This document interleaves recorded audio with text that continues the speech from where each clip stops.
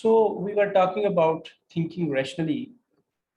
We were talking कि हम ऐसी machines design और develop जब करते हैं जो कि rationally think कर सकें, तो we face two major obstacles while designing such machines. First problem क्या है? First problem ये है कि there is a lot of informal knowledge and it is difficult to codify this knowledge. इसको लॉजिक के अंदर रिप्रेजेंट करना इस इनफॉर्मल नॉलेज को, that is not an easy task. Moreover, specially जब ये नॉलेज जो है, जब there is some knowledge which is not about which we are not certain that it is 100% valid और ट्रू. पहला प्रॉब्लम तो ये है ऐसी मशीन्स डिजाइन करने में. सेकंड प्रॉब्लम जो है वो ये है कि even if we can somehow we can store all this knowledge into the machine, हम उसको ये knowledge दे भी देते हैं, तो क्या ये आसान है इतनी information को process करना? Because this abundance of information or knowledge, it needs a lot of computational resources. ऐसे resources जो कि एक आम मशीन के पास नहीं हो सकता. ओनली सुपर मशीन्स जो हैं या सुपर कंप्यूटर्स जो हैं, सुपर प्रोसेसर्स जो होते हैं, only they can have such capability. तो कंप्यूटेशनल जो है रिसोर्सेज जो है, दैट इज अनदर इशू कि क्या उस मशीन के पास इतने कंप्यूटेशनल रिसोर्सेज होंगे कि वो उस तमाम की तमाम इंफॉर्मेशन को प्रोसेस कर सके, रिजल्ट्स को इन्फर करने के लिए, रिजल्ट्स को आउटकम्स को जनरेट करने के लिए. As or even because एक आम मशीन जो है, it can exhaust, it can अगर फॉर एग्जांपल अगर हम एक पर्टिकुलर एक टाइम फ्रेम के अंदर हमारी मशीन काम करती है, ठीक है, तो क्या उस टाइम फ्रेम के अंदर रिजल्ट जनरेट कर सकेगी? That is also a major question that we need to answer. And in the same perspective एक और जो इसी इशू के साथ अटैच्ड है वो ये चीज़ है कि जब हमारे पास इतनी सारी इंफॉर्मेशन है, हमने फैक्ट्स को यूज करते हुए न्यू फैक्ट्स को जनरेट करना है, तो क्वेश्चन है कि क्या उन फैक्ट्स को किस ऑर्डर के अंदर इस्तेमाल किया जाएगा, कौन सा फैक्ट पहले इस्तेमाल करना है, किसके ऊपर पहले रीजनिंग अप्लाई करना है. That is also a major challenge that we have to address. Okay, the fourth perspective is of artificial intelligence is acting rationally. Acting rationally, in other words, the rational agent approach. Okay, अब हम thinking से आगे next जो है हमारा जो perspective है वो है acting rationally, यानी machines जो हैं they can act rationally. Instead of this they are acting like humans, they are acting rationally. Now again, rationalism means कि बेहतर उनका बिहेवियर जो है वो बेस्ट होना चाहिए in the given situation. Unlike humans जिनका बिहेवियर जो है it could be emotional, it may be based on emotions, because sometimes हमारा बिहेवियर जो है हमारे एक्शन से होते हैं ह्यूमंस के, they are based on emotions, उसके अंदर लॉजिक इन्वॉल्व नहीं होती. मिसाल के तौर पे एक स्टूडेंट जो है वो अपने दूसरे दोस्त को जो है वो उसका दोस्त उससे फ्रेंड कहता है मुझे अपनी असाइनमेंट दे दो, मैंने भी ये कॉपी करनी है तुम्हारी assignment. No, being a rational approach is कि प्लेजरिज्म जो है that is restricted in institutions, in academic environment, and you may face heavy fines या हैवी पेनल्टीज आपको फेस करना पड़ सकती हैं if you are found guilty of plagiarism.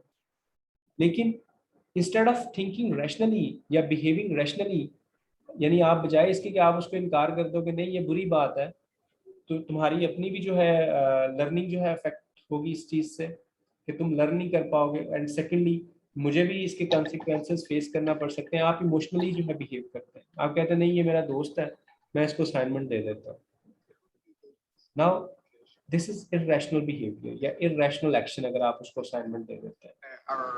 तो ह्यूमंस, मैं कहना ये चाहता हूँ कि ह्यूमंस जो है उनके एक्शंस जो होते हैं या उनका बिहेवियर जो होता है या उनका जो थिंकिंग जो होती है, that is not always the best thinking या बेस्ट एक्शन या बेस्ट बिहेवियर, बल्कि their actions, their behaviors, their thinking, that is influenced by the emotions.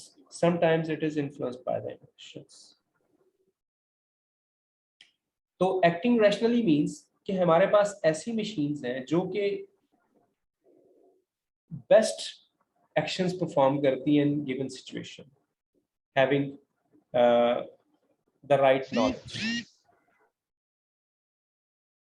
Okay, now what is the meaning of this agent? Rational agent, rational को तो हमने define कर लिया कि rational क्या होता है। एजेंट का क्या मतलब है? यानी हमारे पास ऐसे एजेंट्स हैं जो कि रैशनली बिहेव करते हैं। Now agent means, agent could be anything, it may be a piece of software, it may be a piece of hardware, it may be a mixture of both hardware plus software. So agent is anything or any object that acts. However, it acts autonomously. The agent can perceive its environment. It can persist over a prolonged time period, and it can adapt to the changes. It can create and pursue goals. यानी agent जो है, agent autonomous होता है, ये खुद मुख्तार है, ये अपने गोल्स खुद डिफाइन कर सकता है। एक आम कंप्यूटर प्रोग्राम से एजेंट कैसे डिफरेंट है? This is how it is different. एक कंप्यूटर प्रोग्राम जो है, हमें पता है कि उसने क्या करना है, उसका एक ही ऑलवेज गोल है जिस पर्पस के लिए वो लिखा गया है, जिसको वो परफॉर्म कर रहा है। लेकिन एजेंट उससे डिफरेंट है। एजेंट जो है वो ऑटोनोमस है, ये अपनी इन्वायरमेंट को परसीव भी करता है। ये जो है चेंजेस अगर होती हैं एनवायरनमेंट के अंदर, according to the changes, according to the stimulus, it can adapt to those stimulus, and further जो है it can define its own goals, और फिर उन goals के लिए ये काम कर सकता है। So agent is anything that acts under these conditions, उसको हम agent कहते हैं। Now to have such an agent या to have such a machine that could act rationally, उस machine के पास फिर वही बात आ जाएगी कि सबसे पहले क्या होना चाहिए? एक्शन तो तभी परफॉर्म करेगी जब उसके पास थिंकिंग होगी।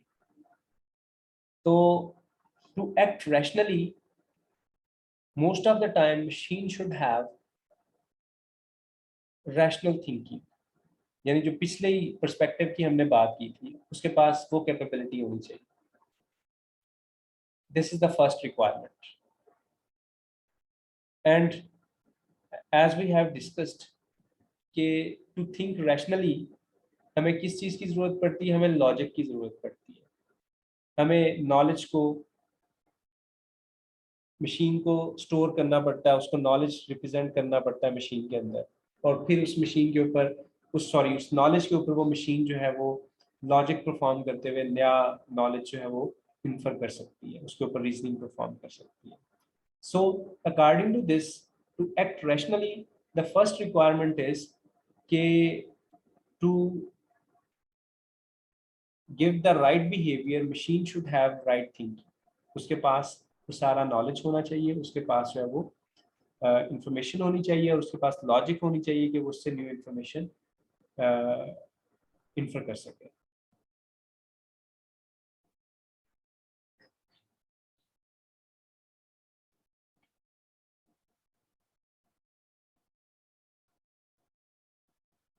So we can say that making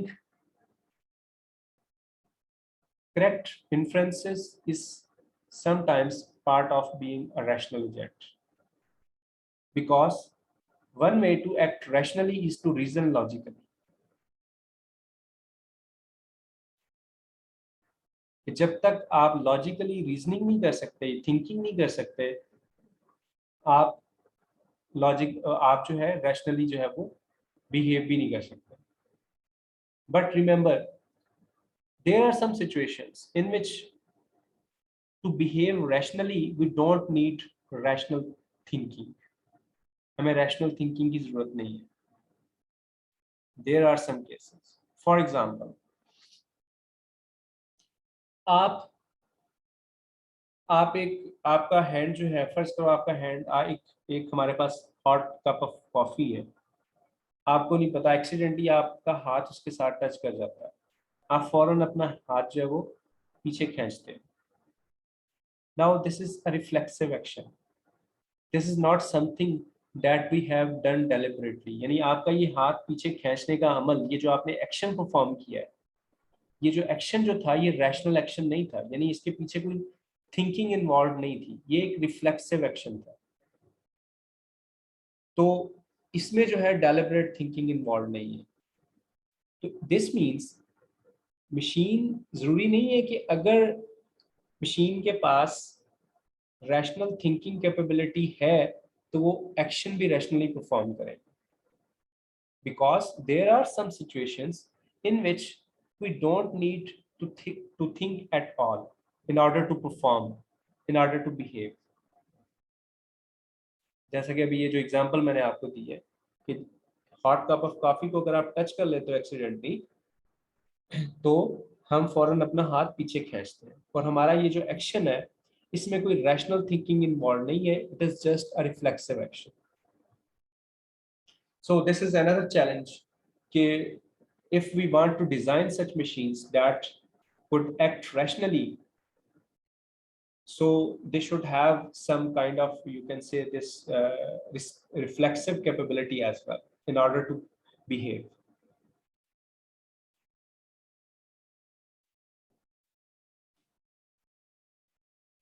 Another again problem is कि जिस तरह अभी हमने थिंकिंग रैशनली में बात की थी कि हमारे पास हमेशा इंफॉर्मेशन सर्टन नहीं होती. Sometimes we have uncertain information, sometimes we have incomplete information about something. जैसा कि हमें अभी तक जो गैलेक्सीज हैं उसके बारे में कंप्लीट इंफॉर्मेशन नहीं है. So under these situations when we have incomplete और uncertain information, under these situations there should be mechanisms, we should deal with this situation कि हम उस केस में भी इन्फ्लुएंस कर सके इंफॉर्मेशन को जबकि वो इनकम्प्लीट है या अनसर्टन है. Okay, in order to behave for an agent to act rationally, वो जो हमने स्किल्स की बात की थी ट्यूरिंग टेस्ट के अंदर कि लाइक उसके पास नॉलेज रिप्रेजेंटेशन होना चाहिए, उसके पास जो है इन्फ्लुएंस कैपेबिलिटी होनी चाहिए, उसके पास मशीन लर्निंग कैपेबिलिटी होनी चाहिए, एंड वी सेट के से कंप्यूटर विजन होना चाहिए एट्सेट्रा. ये तमाम की तमाम कैपेबिलिटीज जो है ये मशीन के पास होनी चाहिए, तभी वो मशीन जो है वो रैशनली एक्ट कर सकती है.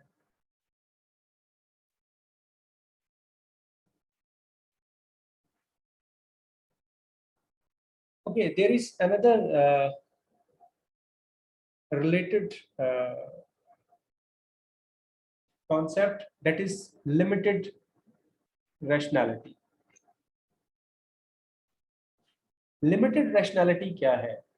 अभी जो हमने एक चैलेंज डिस्कस किया था कि जब हम थिंकिंग रैशनली डिस्कस कर रहे थे तो उसमें बात की थी कि नॉलेज तो अगर से हमारे पास सारा नॉलेज है और हमने समहाउ उसको कोडिफाई भी कर दिया है, तो उस नॉलेज को प्रोसेस करना that will take computational resources. और अगर if we are bounded by time, अगर हमारे पास टाइम लिमिटेड है, एक सर्टेन अमाउंट ऑफ टाइम के अंदर हमें बेस्ट आउटकम्स या बेस्ट बिहेवियर जनरेट करना है या बेस्ट थिंकिंग जनरेट करनी है, तो उस केस में फिर हम क्या करते हैं, we have to deal with the issue of limited rationality. Limited rationality means acting appropriately when there is not enough time to do all the computations.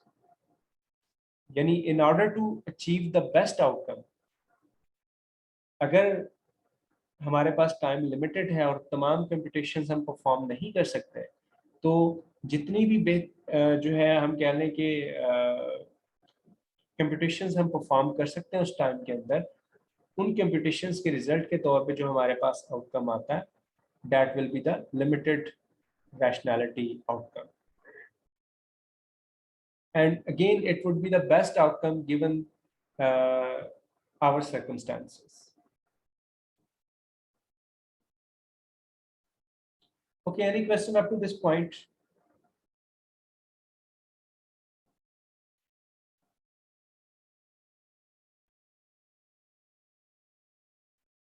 No, sir.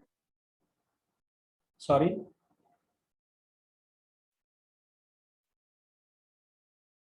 क्या कहा आपने? No, sir. I said any question, अगर यहाँ तक आपको कोई चीज़, कोई understanding आपकी क्लियर नहीं है किसी चीज़ के बारे में, you may ask, so I could move, otherwise जो है I will move onward to the next topic.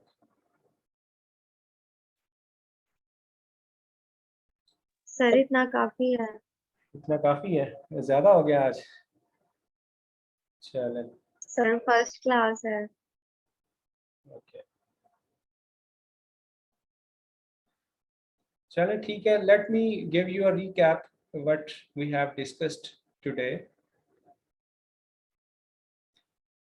हमने इंटेलिजेंस की बात की है सबसे पहले आज, and we have concluded that there is no single definition of intelligence upon which everyone is agreed. We have different opinions about intelligence. कि intelligence का मतलब understanding भी होता है, इसका मतलब learning भी होता है, इसका मतलब adaptation भी होता है, planning भी होता है, creativity भी होता है, and intelligence जो है it comes in different forms. ये तमाम इंटेलिजेंस की फॉर्म्स हैं, planning, creativity, learning, understanding, these are the forms of intelligence. And second take away point is कि it is not necessary that in order to be intelligent you have all the forms of intelligence. Like कुछ इंसान जो है वो बहुत creative होते हैं लेकिन प्लानिंग में पुअर है, कुछ लोगों की अंडरस्टैंडिंग बहुत बेहतर होती है लेकिन वो से प्लानिंग के अंदर से पुअर है, यानी, या कुछ लोगों की क्रिएटिविटी भी बहुत अच्छी है और उनकी प्लानिंग भी बहुत अच्छी है. तो these characteristics of intelligence are the features of intelligence. They may be found uh, alone in some people, or they may be found in you can say in a group in some people. उसके बाद हमने second जो है हमारा जो major take away point है, that is हमने discuss किया कि आर्टिफिशियल इंटेलिजेंस क्या है. आर्टिफिशियल इंटेलिजेंस वी सेड कि there are 4 major perspectives on artificial intelligence.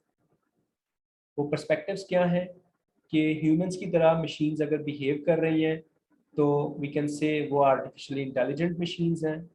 Second perspective ये था कि अगर एक मशीन ह्यूमंस की तरह थिंकिंग करती है तो वो इंटेलिजेंट मशीन है. थर्ड पर्सपेक्टिव था कि अगर एक मशीन रैशनली थिंक करती है तो वो इंटेलिजेंट है. और फोर्थ पर्सपेक्टिव था कि अगर एक मशीन रैशनली बिहेव करती है तो वो इंटेलिजेंट मशीन है. तो हमारा ये 2 डायमेंशनल जो हमारे ये जो 4 पर्सपेक्टिव्स थे, हम इनको 2 डायमेंशंस के अंदर पुट कर सकते हैं कि ह्यूमंस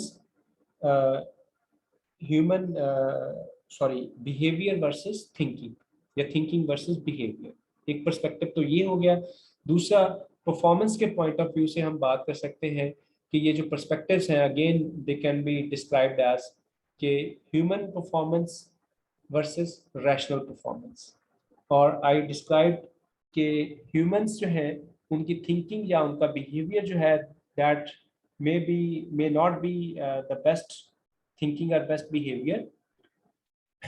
वेयर जब हम रैशनलिज्म की बात करते हैं तो थिंकिंग या एक्शन जो कि रैशनल होते हैं वो हमेशा बेस्ट होते हैं in the given situation. Then we discussed कि ये जो हमारा फर्स्ट पर्सपेक्टिव था एक्टिंग ह्यूमनली, इसको मेजर करने के लिए एलन ट्यूरिंग ने जो है एक ट्यूरिंग टेस्ट प्रपोज किया था कि कोई भी मशीन अगर हम उसको जज करना चाहते हैं कि वो ह्यूमंस की तरह एक्ट कर रही है तो that machine may be given a test, the Turing test, और इस ट्यूरिंग टेस्ट को अटेम्प्ट करने के लिए मशीन के पास जो कैपेबिलिटीज होनी चाहिए वो है natural language processing, knowledge representation, automated reasoning, and machine learning. Okay, having these four capabilities, a machine may attempt a Turing test in which interrogator poses questions in written form, या उसको print करके जो है वो responses और जो questions हैं उनको वो कम्युनिकेट करते हैं। लेकिन अगर अगर मशीन जो है वो अपनी इन्वायरमेंट को भी परसीव करना चाहती है, यानी इंटरोगेटर उससे ऐसे क्वेश्चंस भी कर सकता है जिसमें वो उससे उसकी इन्वायरमेंट के बारे में पूछ सकता है कि लाइक उसके रूम में जो है और कौन कौन से ऑब्जेक्ट्स पड़े हुए हैं, उसके रूम के अंदर वॉल्स का कलर क्या है, रूम का डेकोरेट किया गया या नहीं, इस तरह। तो in order to perceive its environment, machine के पास फिर फर्दर दो और कैपेबिलिटीज होनी चाहिए, computer vision and robotics.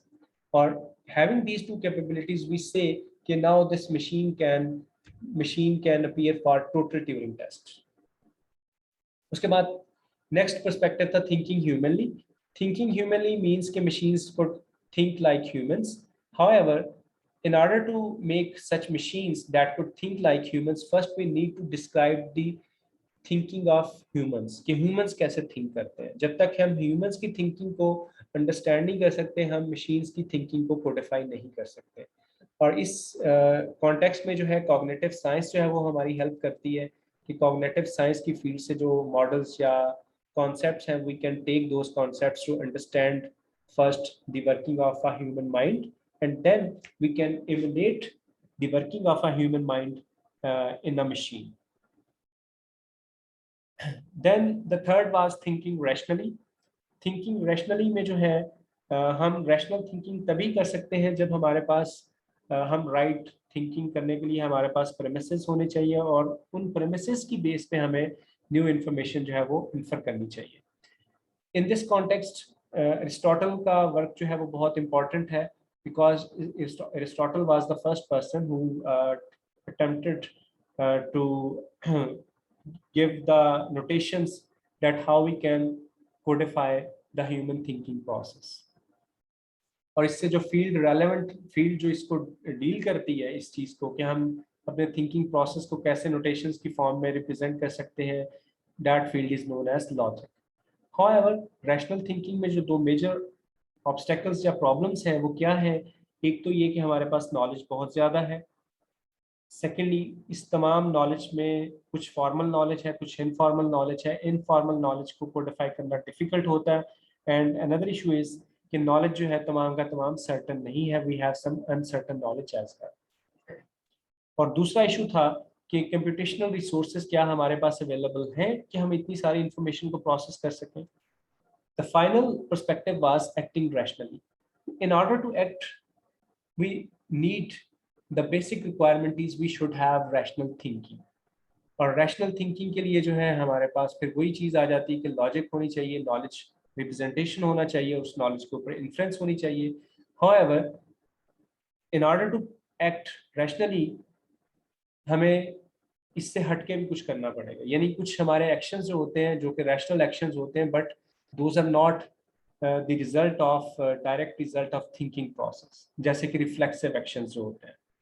Though these are the intelligent actions, these are the rational actions, लेकिन still they are not something that we have done deliberately, वो just based on the reflexes होते हैं। तो इस चीज़ को हमें कैटर करना पड़ेगा in order to act rationally। तो ये जो है ये हमारा आज का टेक अवे था।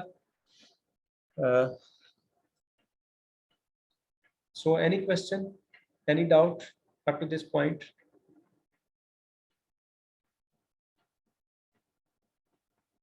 No, sir. Okay, thank you for your presence. See you in the next class. Till then, take care. Allah Hafiz. Allah Hafiz, sir.